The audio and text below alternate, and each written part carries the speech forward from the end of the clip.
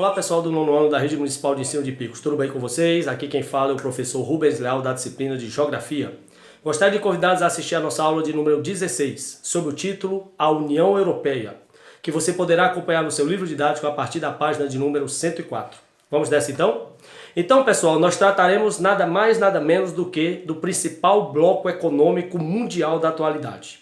Com 27 países membros, a União Europeia enquadra-se como um mercado comum que permite a livre circulação de mercadorias, serviços, capitais e pessoas entre seus 27 países membros, e como uma união monetária, porque pratica uma moeda única, o euro, que é adotado por 19 dos 27 países, os outros 8 estão em fase de adoção dessa moeda.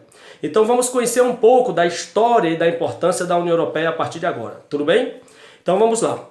A União Europeia hoje integra 27 países, com um total de 500 milhões de habitantes com alto poder de consumo.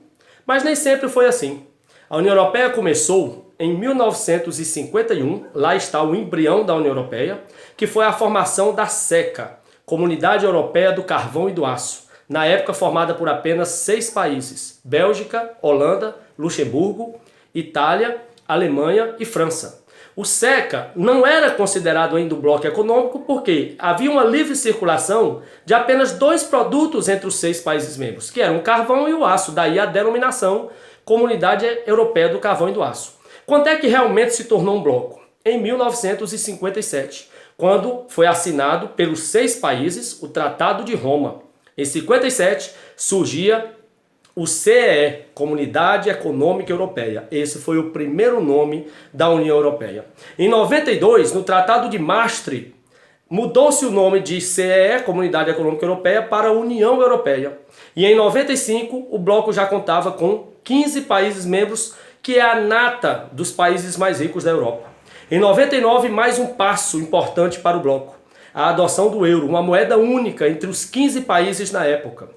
Em 2004, entraram 10 novos países e o bloco saltou para 25 membros. Em 2007, entraram Bulgária e Romênia e o bloco foi para 27 países. Em 2013, entrou o último país no bloco, a Croácia, e o bloco saltou para 28 países, foi o auge. Só que em 2016, o Reino Unido fez um referendo, um plebiscito, uma consulta popular, e a maioria do povo pediu pela saída do país do bloco. Então, essa saída ela é chamada de Brexit, a saída dos britânicos.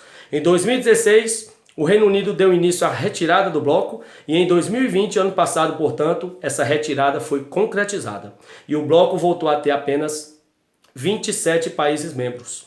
O povo do Reino Unido alega para sair do bloco que o Reino Unido, por ser uma das potências, estava injetando muito dinheiro em economias mais frágeis do bloco, e a questão da imigração, porque o bloco prevê a livre circulação de pessoas entre todos os países membros.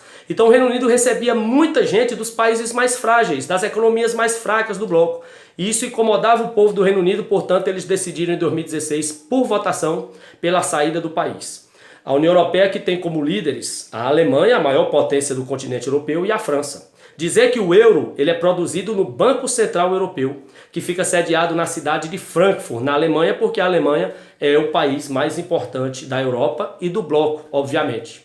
A União Europeia, pessoal, que tem algumas políticas sociais, não é apenas a economia que visa a União Europeia. Entre essas políticas sociais, eles buscam a promoção do estado de bem-estar social, que é distribuir a renda melhor para que todos tenham acesso. Eles não se preocupam apenas no país crescer economicamente, mas em distribuir essa riqueza.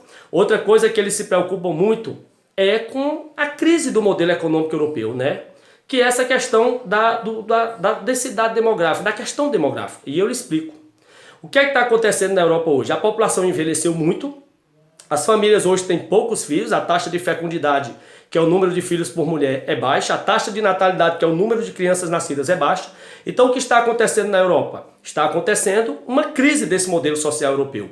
Muitos idosos e poucas crianças. No futuro não haverá gente para ocupar o mercado de trabalho. Haverá muitos idosos e não haverão pessoas adultas, porque são poucas as crianças que nascem hoje. Alguns países da União Europeia já estão preocupados com isso. e já estão adotando políticas de estímulo à natalidade, ou seja, políticas para estimular os casais a terem mais de um filho, a terem 2, 3 filhos. Países como França, Alemanha, Suécia estão criando mecanismos, o governo está criando, para estimular as famílias a aumentarem a quantidade de filhos, porque a Europa está vivenciando esse problema que vai acontecer ali algumas décadas depois. População adulta envelhecendo e se tornando idosa e não está tendo jovens para chegar à fase adulta e ocupar esses postos de trabalho. Outra coisa interessante da União Europeia são as prioridades sociais do bloco. Dentre elas, o combate ao desemprego. Hoje a União Europeia e os 27 países somados têm 17 milhões de desempregados. Então eles estão trabalhando no sentido de minimizar, de diminuir essa quantidade de desempregados. E outra questão que eles lutam muito é pela segurança pública.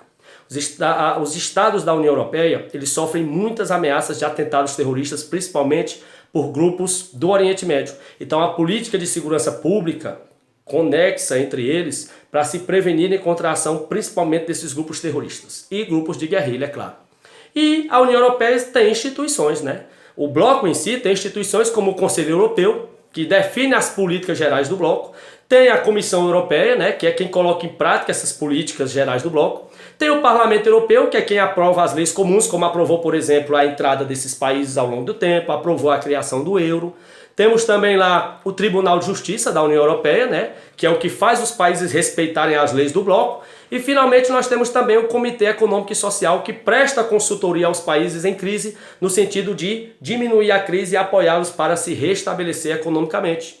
Finalmente, o que eles têm? Políticas comuns, política agrária, política pesqueira, política regional, política de transportes, política industrial, comercial e ambiental. Ou seja, os países geralmente fazem reuniões anuais para definir políticas públicas comuns para que todos geralmente marchem juntos, de mãos dadas. É aquela ideia de que juntos somos mais fortes. Então, ao invés dos países europeus caminharem sozinhos, eles se unem na União Europeia, por isso o nome União Europeia, para que eles possam se ajudar e trilhar juntos. Geralmente nessas reuniões, experiências bem-sucedidas de alguns países em setor de transporte, indústria, meio ambiente, são compartilhadas com os demais países do bloco para que eles também adotem e de repente logrem os resultados. Entendido?